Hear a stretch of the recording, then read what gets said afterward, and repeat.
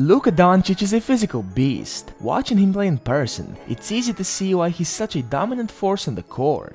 At 6'7" and 230 pounds, he looks closer to a LeBron James type figure, and he moves like one too. He bounces the basketball and bodies alike, seeming to have a built-in radar for the rim and his teammates. His skill set is impressive, but it's his ability to read the floor and anticipate his opponent's moves that make him truly special. Luka's one-man show mode is a thing of beauty, but it's also something that will need to be placed on the back burner if the new Irving experiment is going to work.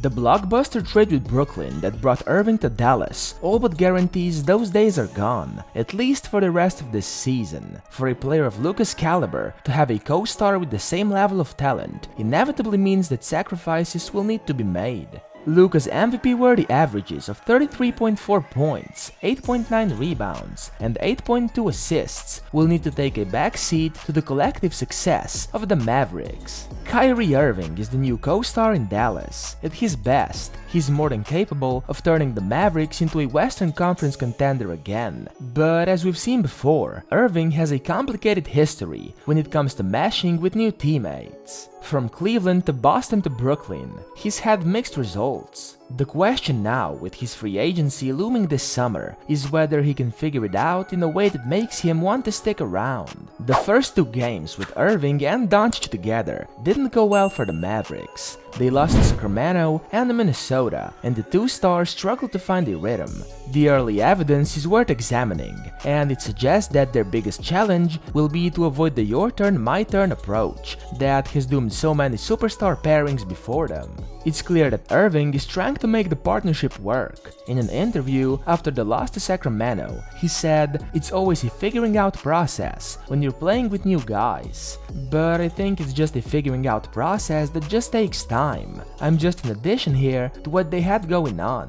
This team is already in a great position. I'm just adding on value and seeing where I can elevate the group and lead as best as I can, and just by myself, ultimately." But being himself is easier said than done, even in the best of times, when Irving and James made hoops history together. In the 2016 NBA Finals, there was an unhappiness brewing beneath the surface that led to Irving's trade request in 2017.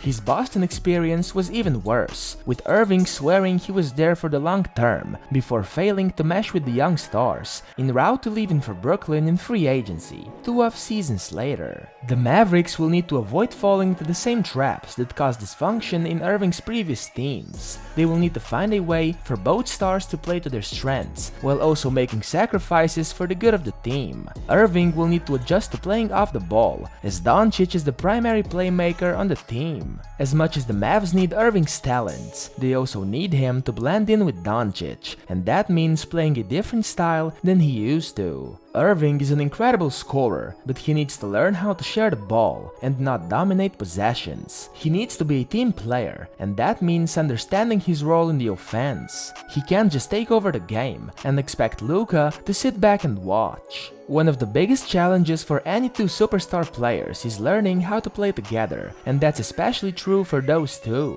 They have different playing styles, and they both want the ball in their hands. The Mavericks still have plenty of time to figure things out, but if they're going to make a deep run in the playoffs, they need Irving and Doncic to be on the same page. They'll need to play together, not just as individuals. It's a delicate balancing act, but if they can make it work, the Mavericks could be a serious contender in the West.